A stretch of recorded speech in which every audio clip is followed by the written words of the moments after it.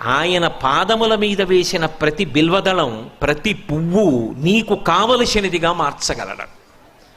అది ఆయన శక్తి, అది శివ.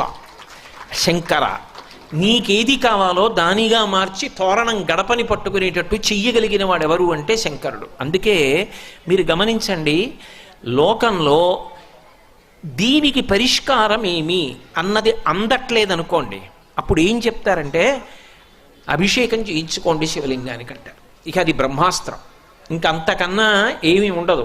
ఒకసారి అభిషేకం చేయించేసుకోండి అంటారు.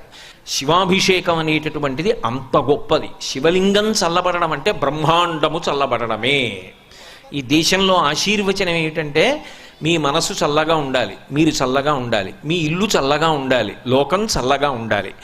అంతా చల్లగా ఉండడం శివలింగం చల్లబడడం మీద ఆధారపడి ఉంటుంది. శ్రీశైల క్షేత్రం యొక్క గొప్పతనం ఏమిటంటే అసలు